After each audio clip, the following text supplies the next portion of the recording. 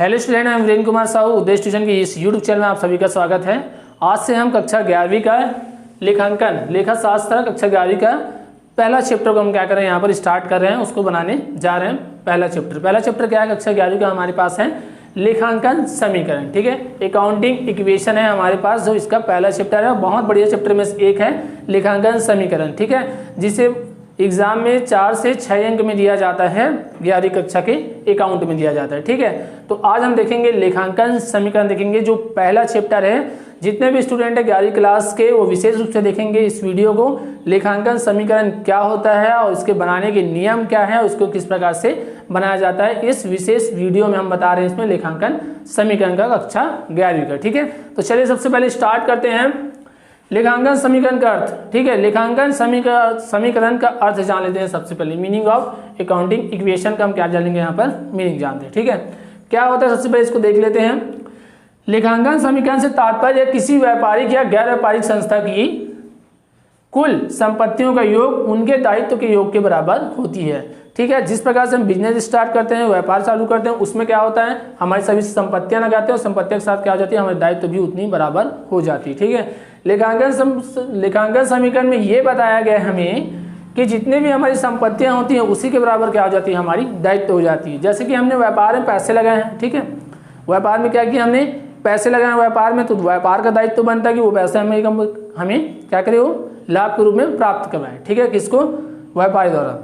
व्यापारी क्या करता है, पैसे लगाता है। ठीक है, उसकी संपत्तियां होती है, वो क्या करता है, पैसे लगाता है। तो किसका दायित्व बनता है, व्यापार का दायित्व बनता है कि उतनी पैसे के साथ वो क्या कमा के दे, उसे लाभ। तो लेखांकन समीकरण के अंतर्गत हम यही जानेंगे कि जितनी भी हमारी संपत्ति होती है उतनी में हमारी क्या हो जाती है, दायित्व हो जाती है।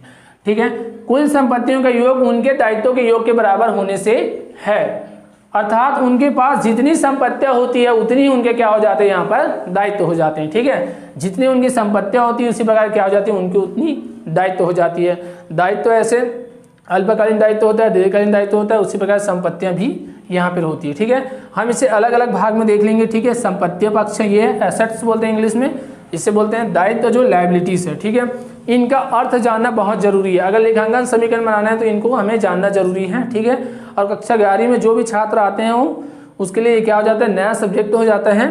तो इस कारण से इनका अर्थ जानना सबसे पहले बहुत जरूरी है। ठीक है, तो सबसे पहले क्या करेंगे, इसका अर्थ जान लेते हैं। जो हमारा क्वेश्चन में आगे हम जब लेखांकन समीकरण का क्वेश्चन सॉल्व करेंगे तो उसमें क्या आएगा, ये सब वहां पर आएगा। ठीक है, तो हमें इसका मीनिंग पता होना बहुत जरूरी है। तो ध्यान से देखिएगा इस वीडियो को। ठीक है, अब देखते हैं यहाँ पर सबसे पहले देखते हैं एसेट, संपत्तियां। ठीक है, संपत्तियां पक्ष में क्या क्या आते हैं कि कौन कौन से मत को लिया जाते हैं, इसको देख लेते हैं। सबसे पहले डेबिटर्स आते हैं, देनदार आते हैं। ठीक है, इसे इंग्लिश में क्या बोलते हैं, डेबिटर्स बोलते हैं। देनदार, देनदार वो व्यक्ति होता है जो व्यापार को पैसे देता है। मान लीजिए मैं व्यापारी हूँ, मेरे से कुछ उधार सामान ले लिया, ठीक है, कुछ वस्तु लिया, तो आज नहीं तो कल पैसे देगा।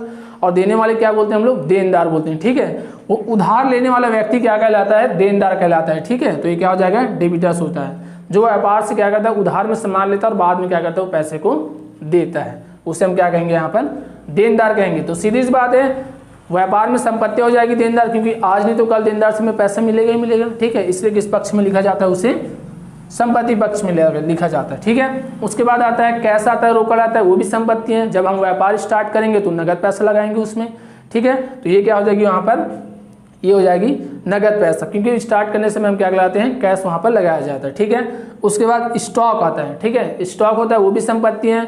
जैसे हम शुरुआत में व्यापार स्टार्ट करते हैं तो बहुत सारी वस्तुओं को लाते हैं। ठीक है, एक स्टोर बना के रखते हैं, स्टोर करते हैं, और वही जाके क्या होता है हमारा आगे जाके, जैसे एक वर्ष में व्यापार के 1 वर्ष में शुरू में स्टॉक है, वही लास्ट में क्या हो जाएगा, अंतिम स्टॉक हो जाता है, क्योंकि स्टॉक से कुछ न कुछ शेष साल के अंत में बच जाता है, उसे हम क्या कहेंगे, अंतिम स्टॉक कहेंगे। और जो शुरुआत में हम वस्तुओं को लगाते हैं, संपत्तियों को व्यापार स्टार्ट करने के लिए, उसे हम क्या कहते हैं, प्रारंभिक स्टॉक कहते हैं। तो स्टॉक 2 प्रकार का होता है, लेकिन यहाँ पर मात्र हम एक ही लेंगे, स्टॉक करके। तो स्टॉक भी क्या आती है, हमारी संपत्तियों में आती है। ठीक है, उसके बाद यहाँ पर फर्नीचर है, भूमि है, भवन है। ठीक है, ये स्थायी संपत्ति होती है, ये भी क्या है, आवश्यक संपत्ति में से एक है। अगर हमें व्यवसाय का संचालन करना है तो भूमि चाहिए, फर्नीचर चाहिए, भवन चाहिए, उसके बिना व्यवसाय का संचालन हो पाएगा क्या, नहीं। तो भी किसके अंतर्गत आएगा, यहाँ पर संपत्ति के अंतर्गत ही आता है। फर्नीचर है, बिल्डिंग है, ठीक है, यहाँ पर लैंड है, भूमि है, ठीक है, ये सब आता है। उसके बाद है प्राप्य बिल। प्राप्य बिल का अर्थ ये होता है, बिल रिसीवेबल्स होता है जैसे कि हम किसी को लोन दे रहे हैं, पैसा ले रहे हैं, हमसे कोई पैसा ले रहा है, ठीक है, तो क्या करता है वो प्रमाणित करता है, एक लेटर के रूप में हमें लिख के देता है कि मैं 6 महीने बाद या 1 वर्ष के बाद इतनी ब्याज सहित आपको क्या करूँगा, पैसे वापस कर दूंगा, ठीक है। तो एक लिखित रूप में देता है, उसे हम क्या बोलते हैं, प्राप्य बिल बोलते हैं। इस बैंक के माध्यम से भी हम क्या कर सकते हैं, इसका बिल को भुगतान या पेमेंट ले सकते हैं, ठीक है इसका। उसके बाद आता है पूर्वदत्त व्यय, ठीक है, प्रीपेड एक्सपेंस आता है, ठीक है। यहाँ पर पूर्वदत्त व्यय जैसे कि हम लोग मोबाइल में बैलेंस डालते हैं, उसे भी क्या बोलते हैं, प्रीपेड एक्सपेंस बोलते हैं। पहले से देना मतलब एडवांस के रूप में क्या कर देना, पैसे का भुगतान कर देना, ठीक है। जिस प्रकार से हम मोबाइल का उपयोग करते हैं तो पहले पैसा देते हैं, उसके बाद हमें सेवा मिलती है, उसे हम क्या बोलेंगे, प्रीपेड एक्सपेंस बोलते हैं, ठीक है। मतलब पहले से दे देना, तो हमारी संपत्ति होगी, आज नहीं तो कल में वो क्या करेगी, वो सेवा वहाँ पर उपलब्ध करवाएगी, ठीक है। ये हो गया। और बहुत सारी संपत्तियां, जैसे हम क्वेश्चन बनाने स्टार्ट करेंगे उसी के साथ यहाँ पर क्या करेंगे, उसको देखते ही चलेंगे, ठीक है। ये सारी हो गई। अब हम देखते हैं, इस तरफ देखते हैं, दायित्व पक्ष में देख लेते हैं, जिसे हम क्या बोलते हैं, लायबिलिटीज बोलते हैं, ठीक है। यहाँ पर देखते हैं दायित्व पक्ष में लेनदार, क्रेडिटर्स, ठीक है। लेनदार सबसे ऊंचा स्थान होता है बिजनेस में, किसका होता है, लेनदार का, क्रेडिटर्स का, ठीक है। लेनदार वो व्यक्ति होता है जो व्यवसाय करने वाले व्यक्तियों को लोन देता है, उसकी फाइनेंशियल क्या करते हैं, हेल्प करता है ना, एक राशि के रूप में सहायता देता है, जिससे हम पैसा लेते हैं, जिससे हम क्या करते हैं, पैसा लेते हैं ऋण के रूप में और बाद में उसको ब्याज सहित वापस करते हैं। वो कौन व्यक्ति होता है, लेनदार होता है, ठीक है, जिससे हम क्या कहते हैं, क्रेडिटर्स कहते हैं। ये विशेष समूह संस्था भी हो सकता है या कोई व्यक्ति विशेष भी होता है और बैंक भी हो सकता है, ठीक है। उसके बाद देखते हैं बैंक अधिविकर्ष, बैंक ओवरड्राफ्ट, ठीक है, जिसे क्या बोलते हैं, इंग्लिश में बैंक ओवरड्राफ्ट बोलते हैं। बैंक ओवरड्राफ्ट का मतलब ये है कि जैसे कि आपके अकाउंट में पैसा नहीं है, ठीक है, जैसे कि आपको क्या है, अकाउंट में पैसा नहीं है, उसके बाद बैंक क्या करती है, विशेष सुविधाएं देती है। और ये सुविधाएं ना हर एक ग्राहक को नहीं दिया जाता, हर एक कस्टमर को नहीं दिया जाता, अलग अलग ग्राहक को दिया जाता है। जिसका ट्रांजेक्शन बहुत बड़ी मात्रा में होती है, उनका ट्रांजेक्शन बहुत अच्छा है, ठीक है, उनका बिहेवियर बहुत अच्छा है बैंक से, और ट्रांजेक्शन अच्छा होने के कारण क्या करती है, बैंक उसे ये सेवाएं प्रदान करती है। बट बैंक ओवरड्राफ्ट में क्या किया जाता है, इंटरेस्ट भी लेती है बैंक, क्योंकि विशेष सेवा देती है, इस कारण से क्या करती है, बैंक इसमें इंटरेस्ट भी ऐड करती है, जब क्या करती है, इसके पैसा लेती है बैंक अधिविकर्ष का, ठीक है। तो बैंक अधिविकर्ष वो चीज़ होता है जब आपके अकाउंट में पैसा ना रहने के बाद क्या करती है, बैंक आपको लोन के रूप में आपके अकाउंट में ट्रांसफर करती है, किसको, पैसे को, ठीक है। ये विशेष सुविधाएं विशेष ग्राहकों को ही बस दिया जाता है, ठीक है। इसे क्या बोलेंगे, बैंक अधिविकर्ष बोलेंगे। उसके बाद है देय बिल होता है, देय बिल्स क्या बोलते हैं, पे बिल्स बोलते हैं, ठीक है। इसे देय बिल उसी प्रकार से होता है जिस प्रकार यहाँ देखे थे हम लोग बिल रिसीवेबल से देखे थे, प्राप्य बिल, उसी प्रकार क्या होता है, ये देय बिल होता है। भुगतान जब हम पेमेंट लेने वाला रहते हैं, जो व्यक्ति हमें प्रमाणित करके लिख कर देता है ना राइटिंग में लेटर, उस समय क्या करता है, जब वो हमें पेमेंट करते हैं तब हम इससे क्या करते हैं, उसको भुगतान कर देते हैं, तब इसे क्या बोलते हैं, बिल्स, पे बिल्स बोलते हैं। और इसका मतलब ये होता है कि ये एक प्रमाण के रूप में रहता है कि हमने सामने वाले को पैसे दिया है, एक प्रमाण पत्र, सर्टिफिकेट के रूप में क्या रहता है, हमारे पास रहता है, जिसे हम बैंक के माध्यम से या अपने तीसरे पक्ष को दे सकते हैं। ये जो देय बिल वाला और प्राप्य बिल वाला है ना, यहाँ पर इसका हम चैप्टर देखेंगे क्लास 11th में, इसका चैप्टर है आगे विनिमय विपत्र करके, उसमें हम यहाँ पर क्या करेंगे, इसको विशेष रूप से इसको देखेंगे, ठीक है। उसके बाद आती है पूंजी, जिसे कैपिटल, ठीक है। पूंजी बहुत अच्छी चीज, पूंजी क्या होती है, जो हम व्यापार में लगाते हैं, ठीक है, जो व्यापार में हम क्या कहते हैं, शुरुआत में लगाते हैं पैसा, उसको क्या होती है, वो हमारी पूंजी हो जाती है। जिस प्रकार से हमारी जमा पूंजी बैंक में रहती है, उससे हम क्या करते हैं, इन्वेस्ट करते हैं व्यापार में। तो पूंजी व्यापार में इन्वेस्ट करेंगे तो हम क्या होते हैं, पूंजी का दायित्व बनता है, व्यापार का दायित्व बनता है कि उस पूंजी को हमारे पास क्या करें, कमा कर वापस दे, ठीक है। अब क्या है, अदत्त व्यय, आउटस्टैंडिंग एक्सपेंस, ठीक है, ये भी दायित्व पक्ष में आता है। आउटस्टैंडिंग एक्सपेंस का अर्थ ये होता है कि हमने सेवा दे दी, ठीक है, हमने क्या किया, अपने सेवा दे दी, लेकिन पेमेंट अभी तक हुआ है कि हमारा नहीं हो पाया, तो क्या आता है, आउटस्टैंडिंग एक्सपेंस के अंतर्गत लिया जाता है, ठीक है। तो ये है हमारा सब जो अभी आपके आगे वाले प्रश्न में आएंगे लेखांकन समी के अंतर्गत। लेखांकन समीकरण में एक नियम बनाए हुए हैं हमने विशेष रूप से, जो बुक में नियम नहीं दिए गए हैं, ठीक है। लेखांकन समीकरण के क्वेश्चन को हल करने के लिए विशेष रूप से एक नियम बनाया है, ठीक है। वो नियम बहुत ही इंपॉर्टेंट और बहुत ही सरल तरीके से बनाया गया है, उसे विशेष रूप से आप देखिएगा और उसे नोट कीजिएगा। उस नियम को आप एक बार पढ़ लीजिएगा ना, तो क्या हो जाएगा, आप इजी वे में बना सकते हैं, ठीक है, बहुत सरल तरीके से बना सकते हैं और अपने दोस्तों को, ठीक है, और अपने सहपाठी को, जो अपने आप क्लासमेट है, उसको भी क्या कर सकते हैं, इसको बता सकते हैं, ठीक है। इसे नोट कर लीजिए। अब हम इसके नियम देखते हैं। चलिए अब देखते हैं, यहाँ पर नियम देखते हैं हम लोग यहाँ पर, ठीक है, लेखांकन समीकरण का। क्वेश्चन को बनाने से पहले एक नियम बनाए हुए हैं हमने, जो बुक में नहीं दिया है, ठीक है, इसे बहुत अच्छे तरीके से हमने यहाँ पर बना दिए हैं, आप लोग भी इसे नोट करेंगे। ठीक है। मैं इसको बता देता हूँ किस प्रकार से इस नियम के अनुसार हमारा यहाँ पर क्वेश्चन बनेगा, ठीक है। आगे जब हम बैक क्वेश्चन बनाएंगे यहाँ पर तब किस प्रकार से बनता है यहाँ पर देख लेते हैं, ठीक है।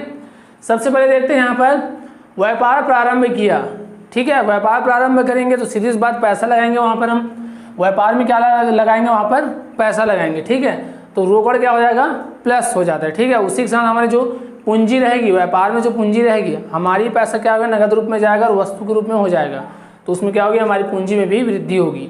इसलिए जब व्यापार प्रारंभ करेंगे, सबसे पहले बार जब व्यापार प्रारंभ किया जाता है, ठीक है, पहले बार में, तो हम क्या करेंगे यहाँ पर पैसे और पूंजी को, रोकड़ और पूंजी को क्या कर देंगे, यहाँ पर प्लस कर देंगे, ठीक है।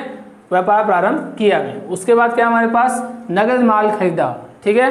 नगद माल मतलब वस्तुएं खरीदेंगे व्यापार के लिए, व्यवसाय के लिए, तब इसका लेन देन करेंगे। तब यहाँ देखते हैं नगद माल खरीदे में माल प्लस हो जाएगा, क्योंकि व्यापार में क्या आ रहा है, हमारे पास माल आ रहा है, वस्तु आ रहा है, तो क्या कर देंगे, यहाँ पर इसको प्लस कर देंगे। लेकिन नगद था, क्या था, नगद था, तो उसके बदले हमारे पास से क्या चला गया, यहाँ से पैसा यहाँ से चला गया, तो क्या कर देंगे, इसको यहाँ पर हम माइनस कर देंगे। माल प्लस कर लेंगे और रोकड़ को क्या कर देंगे, यहाँ पर माइनस कर देंगे, ठीक है। उसके बाद देखते हैं तीसरा, उधार माल खरीदा, ठीक है। यहाँ भी हमारे पास माल आ रहा है व्यापार में, ठीक है। उधार माल खरीदने में क्या आ रहा है, हमारे पास माल तो आ गया, तो माल क्या हो जाएगा, यहाँ पर प्लस हो जाएगा।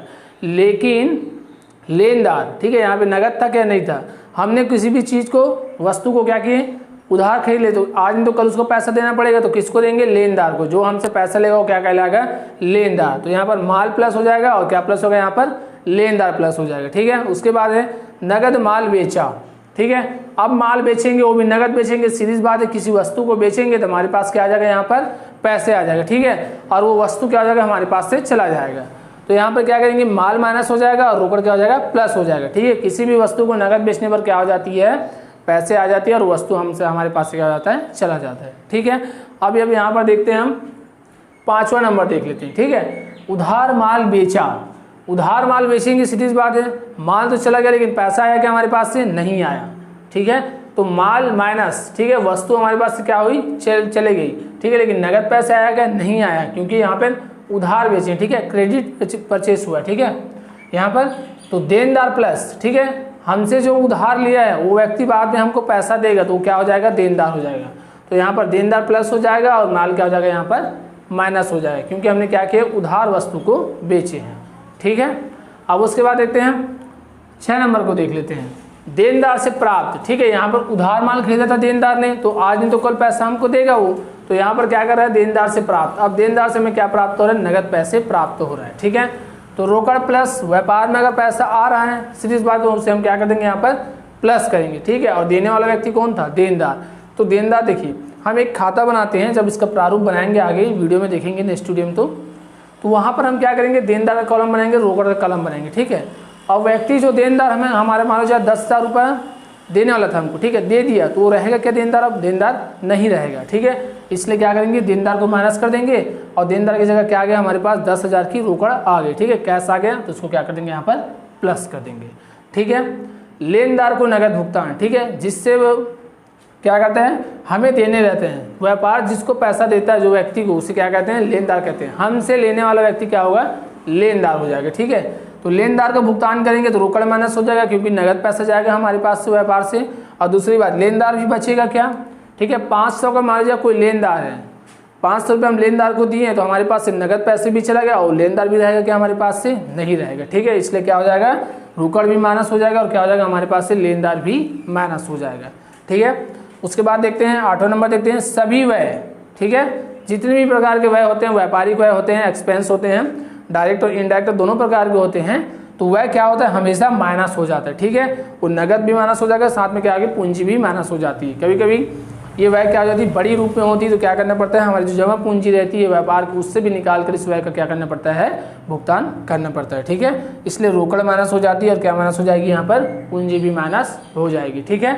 अब हम देखते हैं उसका सभी आय, ठीक है। अब व्यापार में आय होगा, सभी आय होगा तो रोकड़ प्लस होगा, सीधी बात है, कुछ किसी भी चीज़ का विक्रय करेंगे, बेचेंगे तो हमारे पास से पैसा आ जाएगा, तो आय आएगा, इनकम आ जाएगा, ठीक है। और इनकम के साथ पैसे आएगा तो हमारी क्या हो जाएगी, पूंजी में भी वृद्धि हो जाएगी। तो क्या करेंगे, सभी आय में रोकड़ प्लस करेंगे और पूंजी को क्या कर देंगे, प्लस करेंगे, ठीक है। जिस प्रकार से व्यय में दोनों माइनस होते थे ना, रोकड़ माइनस होता था और पूंजी माइनस होता था, उसी प्रकार यहाँ पर क्या करेंगे, रोकड़ को प्लस कर देंगे, पूंजी को प्लस करेंगे सभी आयाम, जितने भी इनकम होंगे उसमें क्या होगी, दोनों क्या हो जाएंगी, प्लस हो जाएगी। ठीक है, आप देखते हैं नगद आहरण। आहरण शब्द का अर्थ होता है, इस शब्द का अर्थ होता है कि व्यापारी जो व्यापार करता है वो अपने निजी प्रयोग हेतु या गृह कार्य हेतु, घर में किसी प्रकार का काम है या किसी प्रकार की किसी को देना है, उसे व्यापार से जो पैसा निकालता है उसे क्या कहते हैं, आहरण कहते हैं। निजी प्रयोग हेतु जो वस्तु और है व्यापार में उसे क्या बोला जाता है, आहरण बोला जाता है। ठीक है, तो नगद आहरण, सीधी सी बात है, व्यापार से पैसा निकालेगा तो पैसा कम हो जाएगा, तो क्या होगा, रोकड़ यहाँ पर माइनस हो जाएगी। ठीक है, और साथ में क्या होगी, जमा पूंजी भी माइनस हो जाएगी।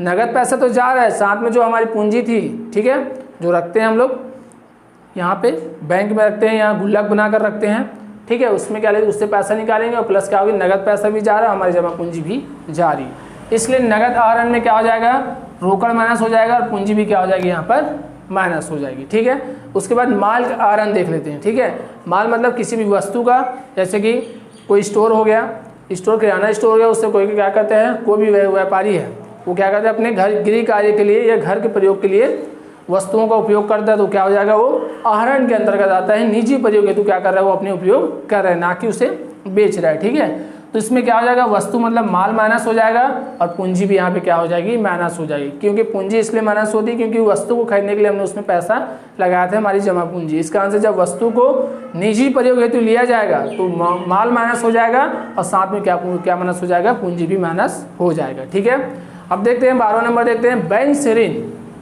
हमने अगर बैंक से ऋण लिया है व्यापार के लिए, व्यापार चलाने के लिए, संचालन करने के लिए, तो क्या होगा, यहाँ पर रोकड़, सीधी बात है, ऋण के रूप में हमारे पास क्या आ जाएगा, पैसे आएगा, तो क्या होगा, रोकड़ प्लस हो जाएगा और यहाँ पर क्या होगा, लोन, जो ऋण हमें मिल रहा है वो भी क्या हो जाएगा, प्लस हो जाएगा। ठीक है, तो बैंक से ऋण मतलब बैंक से ऋण लिया करके लिखेंगे, यहाँ पर लिया करके लिख लीजिएगा, रोकड़ प्लस और क्या हो जाएगा, ऋण प्लस हो जाएगा। ठीक है, तो ये नियम बहुत इंपॉर्टेंट है और बहुत ईजी भी है, आप इसे कॉपी में नोट कर लीजिएगा और इसे एक बार पढ़ के देखिएगा और इससे क्वेश्चन बहुत इजी वे में बनेगा। ठीक है, आप आराम से क्वेश्चन को क्या कर सकते हैं, इससे बना सकते हैं। ठीक है, ये वीडियो अच्छा लगा होगा तो लाइक कीजिएगा, ज़्यादा इसे शेयर कीजिएगा। अब मिलते हैं नेक्स्ट वीडियो में इसके बैक क्वेश्चन के साथ और इस नियम के साथ उस क्वेश्चन को भी हम हल करेंगे। ठीक है, थैंक यू।